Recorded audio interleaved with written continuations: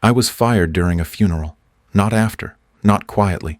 Right after the girl's father collapsed onto her casket, the bishop stepped onto the altar and read a letter. My name is Father Matthew Rourke, 51. I was the parish priest of St. Emilian's for 19 years. I served baptisms, marriages, overdoses, and 6 suicides. The 7th lay in the casket 3 feet from my feet. Her name was Olivia Brandt, 17, choir member, honor student. She took her life 2 nights ago behind the rectory. My rectory. Her body was found by the janitor at 6:03 a.m., still in her school uniform. The town was still pretending it hadn't happened. The funeral drew the entire city council, the archdiocese, and 2 TV cameras. They framed it as tragedy. The real word was liability. The hymn was ending when he climbed the steps. Bishop Tolland, silk robes, flanked by 2 deacons and a woman in pearls sitting in the front pew. The mayor's wife, Madeline Harris. She'd been watching me since I began the Mass. Her eyes never left the altar. She smiled when the bishop opened the envelope.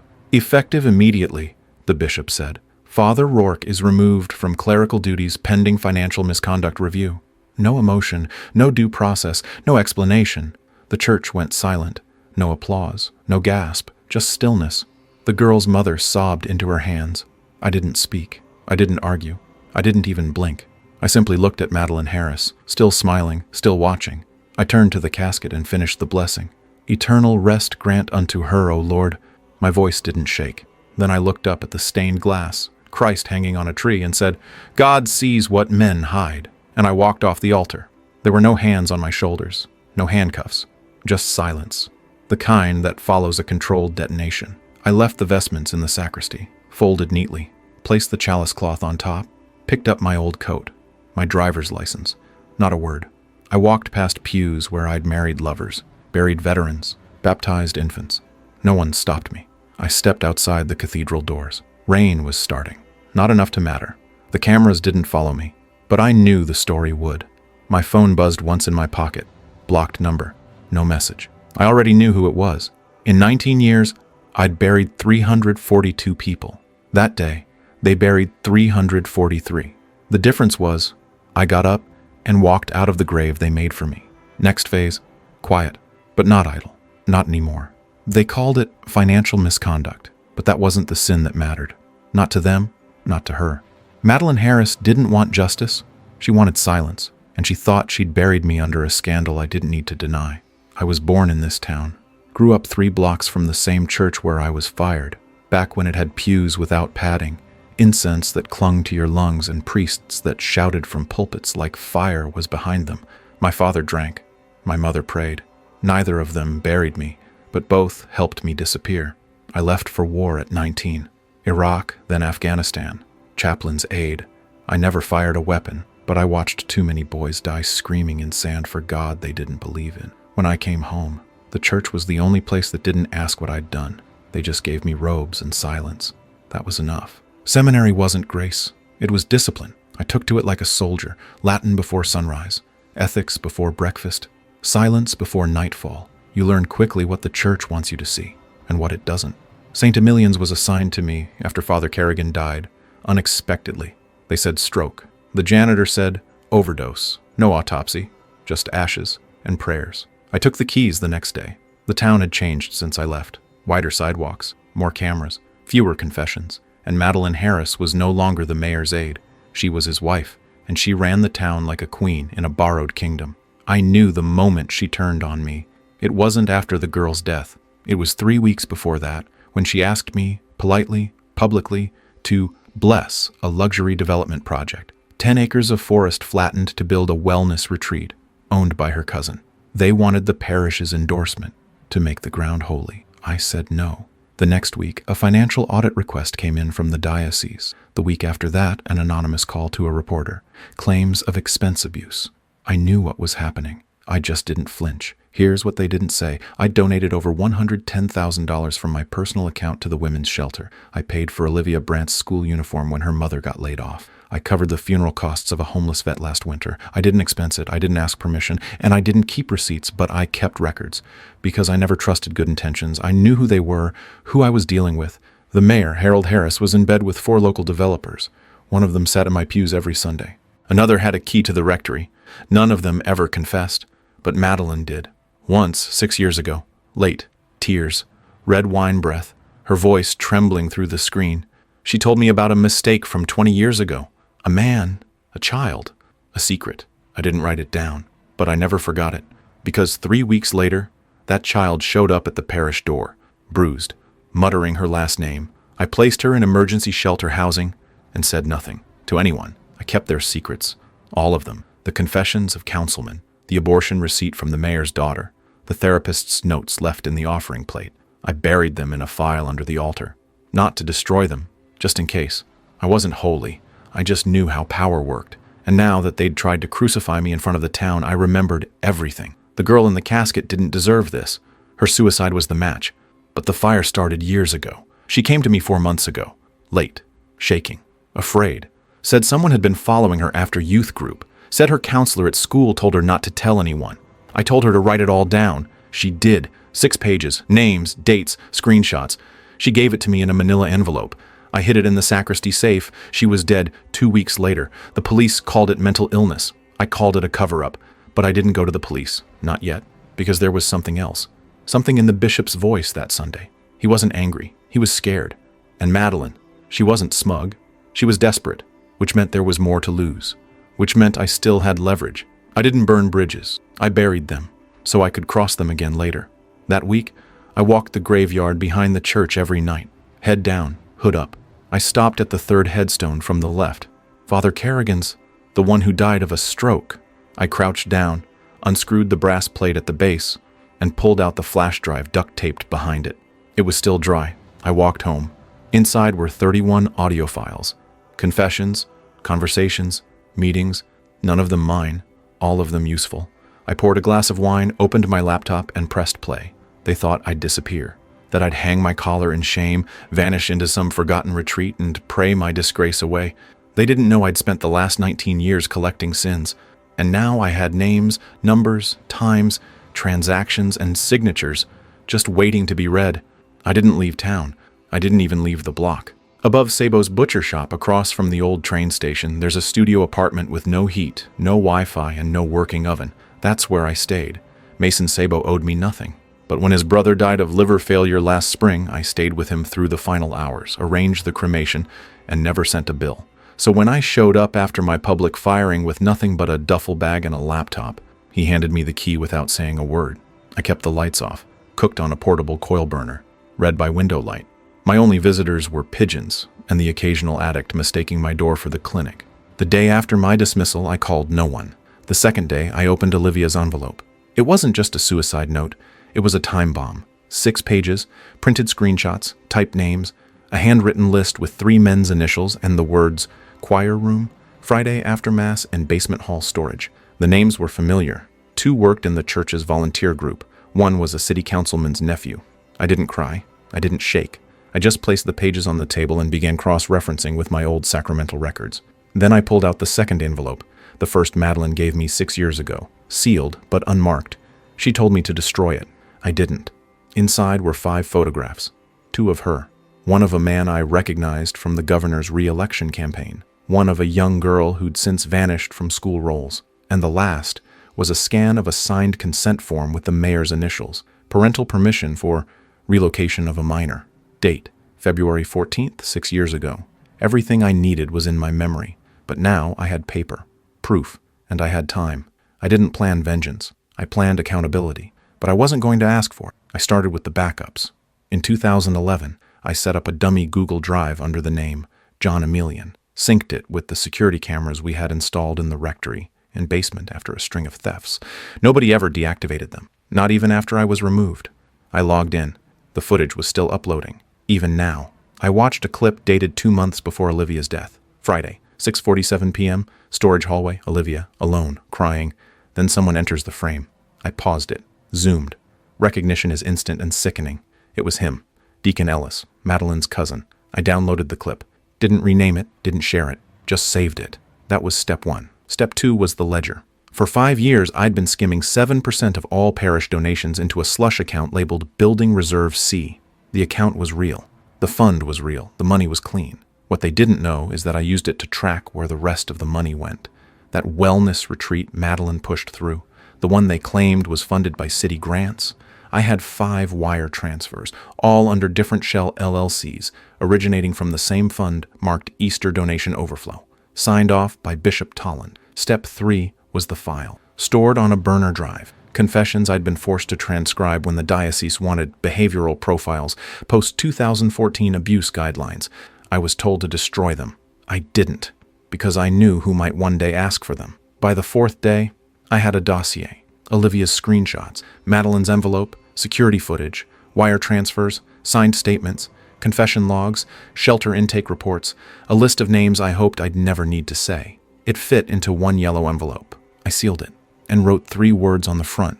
Forgive me later. I didn't send it, not yet. That Friday, I walked to the post office. Didn't bring the envelope. Just watched the mayor's wife pull up in a black SUV. She stepped out, smiling. Handed a white package to a courier with Express Overnight scribbled across it.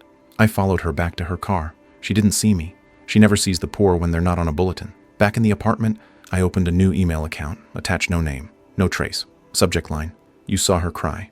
Now see why? Attachment, 1 image. Frame capture of Deacon Ellis. Time-stamped, dated, geotagged, no text. Just that. I sent it to 2 addresses. citydesk@eastcountygazette.com, bishoptolland@emiliandiocese.org. That night, I bought a burner phone. Texted 1 number. Blocked after delivery. You wanted silence? You'll get a sermon instead. No name, just the message. By Monday, I had no response. Tuesday, the bishop issued a no comment to a small Catholic press inquiry. Wednesday, I received a text from an unlisted number. You don't know what you're doing, M. I didn't reply, because she was wrong. I knew exactly what I was doing. By Thursday morning, the lilies were delivered to her office. No card, just the envelope, just the truth. The lilies were delivered at 8:14 a.m. White, 2 dozen, funeral style, hand-delivered by a florist from Marlene's greenhouse. The woman at the desk, Madeline's assistant, signed for them without blinking. They were marked, to M.H., with deepest reverence. Taped to the underside of the vase was a plain yellow envelope, unsealed. No name, just 3 typed words clipped from a hymnal page. He has risen. Inside were 8 photographs, 2 documents, and a USB drive. I never saw her open it. Didn't need to. I knew what was inside. Photo 1, Madeline, hotel room, mirror selfie, wedding ring off. The man in the background, choir director Thomas Lang, shirtless. The photo was 6 years old, dated, geotagged. Photo 2, City Ledger, scanned. $26,000 charitable donation routed from the parish's Easter fund to a shell nonprofit, New Vision Civic Wellness. Owner, Ellen Harris, Madeline's cousin. Photo 3, surveillance still of Deacon Ellis entering the parish basement, following Olivia, time-stamped 2 weeks before her death. Photo 4, a blurred image of Olivia's face, tear-streaked, glancing behind her. The church hallway, same day. Photo 5, a consent form. Mayor Harold Harris's signature authorizing emergency relocation of an at-risk youth. The recipient agency doesn't exist. Photo 6, a handwritten letter from Olivia. Page 1, lines crossed out, fear in her handwriting. Photo 7, the same letter, page 6. Final sentence, tell Father Rourke, he's the only one who didn't lie to me. Photo 8, a group photo of the church council. Olivia in the back, everyone else smiling. She isn't. The USB drive contained the full footage. 3 clips, 2 from the hallway, 1 from a side chapel. No audio, but the expressions were enough. At 9:37 a.m., Madeline Harris canceled 2 appointments. By 10:12, she left City Hall, alone. By noon, I was already at the overlook on Laurel Hill watching the traffic. It took her 32 minutes to drive to the old church lot. She didn't see me, didn't look around. She just parked, hands on the wheel, still. At 12:08 p.m., the local paper's website published a single-line bulletin. Breaking internal investigation underway into St. Emilian's financial activity and diocesan response procedures following recent clergy dismissal. No names, no photos, but the seed was planted. At 3:14 p.m., my burner phone vibrated. Blocked number. No message, just a photo. The envelope. Burned. Ashes still hot. I didn't respond, because I wasn't waiting for a reaction. I was waiting for the sound of structure cracking under its own weight. By Friday, it started. The bishop issued a vague press release citing a regrettable miscommunication in disciplinary measures, public relations language, soft lies. But someone on the inside leaked the footage, not the worst one, not the chapel, just the hallway clip. 1 image, enough. Saturday morning, Olivia's mother posted a single comment under the church's live stream archive. I told you she said something, and you said she was confused. How do you sleep, Bishop? That afternoon, someone uploaded the choir room registry, attendance logs. Deacon Ellis signed in at times he had no scheduled duties. Olivia's name appeared 12 times beside his. The dates matched her therapy entries. The mayor's office went dark. No press releases, no scheduled appearances, no Sunday mass attendance. That was the tell. The envelope didn't destroy Madeline Harris. It invited her to do it herself. At 7:43 p.m. that night, a local news anchor received an anonymous tip. The same footage, same ledger scan, a 10-second clip of the mayor's voice from a confession 3 years earlier. He said, "We keep it quiet. That's how this town works. God forgives. People just forget." It aired at 10 p.m., unedited. I watched it from the butcher's apartment. Mason didn't ask questions. He just handed me a beer. That night, Olivia's face was everywhere, but no one said my name. They didn't have to. She thought the photos were revenge. They were just the warning shot. The reckoning hadn't even started. They expected a scandal, a headline, a slap on the wrist, and a press conference. They didn't expect a landslide. By Monday morning, the diocese called for a full audit. Voluntary, they said. But the Vatican doesn't do voluntary when footage of a dead teenager's final days circulates online. Not when that footage links to donations, and those donations lead to property. And that property is owned by the bishop's niece. The choir director resigned. No statement, no farewell, just silence. The same day, his LinkedIn disappeared. So did he. Deacon Ellis wasn't so lucky. He was arrested 2 towns over, trying to withdraw $8,200 in cash from a joint account he shared with a woman listed in one of Olivia's notes. The arrest report listed interference with a minor under supervision. I read it twice, then deleted the tab. Mayor Harold Harris held a press conference Wednesday morning. His face was red, his eyes swollen, his tie crooked. He didn't mention the footage, didn't mention the funds, didn't mention his wife. He just said, "In light of recent events and out of respect for our community's need for healing, I will not be seeking re-election." Translation: the body hasn't even been buried yet, but I've seen the vultures circling. He didn't take questions. He didn't even make it to the car before someone threw a Bible at him. That same night, Madeline's name trended statewide. The envelope hadn't just ruptured her reputation, it severed her alliances. The wellness center development was suspended. The city council tabled every motion with her name on it. Half the nonprofit boards she chaired issued statements distancing themselves. By Friday, she withdrew from every position she held. No resignation letter, no quote, just gone. Bishop Tolland released a letter on Sunday. "In an effort to encourage transparency, I will be stepping aside during the formal inquiry. This is not an admission of guilt, but an act of spiritual humility. They called it a sabbatical. I called it surrender." The parish attendance dropped by 87%. Choir canceled. Donations frozen. The next 2 services were streamed online. Nobody watched. The diocese shuttered St. Emilian's within 2 weeks. Temporarily, they claimed. Pending resolution, the locks were changed. The bells silenced. The sign was removed on a rainy Tuesday around 11 a.m. They didn't tell anyone, but I watched it happen from the hill across the street. Inside, they boxed up the chalices, the vestments, the linens. They left the statue of St. Emilian behind. It was too heavy to move, or maybe they just didn't want to touch it. Olivia's mother sued the diocese, filed under wrongful death. The lawsuit named 5 individuals. Only one was still in town. She didn't ask for money. She asked for records. I knew she'd find them. I'd left a copy in her mailbox. No note, just the file. A week later, I got a letter. No return address, elegant cursive. Inside, a single sentence. "Was this always your plan?" No signature, but the perfume said enough. I didn't write back, because it wasn't. I didn't do any of this for revenge. I did it because they buried a girl in a white dress, in a coffin her mother couldn't afford, and smiled like it didn't stain them. I did it because they fired me mid-funeral, because she trusted me with the truth, because they called it misconduct, because no one else would. The town went back to normal, in the way that a battlefield looks normal when the smoke clears but the bones are still underfoot. Everyone pretends not to smell it. St. Emilian's Facebook page still exists. The last post is a photo of Olivia with her choir group. She's smiling. They're not. The comments are closed. They thought closing the church would bury it all, but God sees what men hide. And so do I. I returned to the church the night before demolition, not to pray, not to forgive, just to see if the door still opened. It did. The key hadn't changed. Everything else had. The pews were gone. So were the books. The stained glass windows were boxed in plywood, and someone had taken the crucifix off the wall behind the altar. The nails were still in the plaster.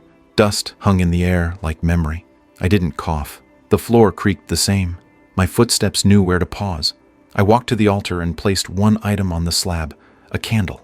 Unlit, no message, no note, just wax, and the wick, and the silence between them. I stood there for 12 minutes. Then I left. I walked the old town one last time, past the butcher shop, past Olivia's school, past the corner where she once handed me a thank you card after I gave a homily on hope. I didn't keep the card, but I remembered the words. You talk like people haven't given up. I like that.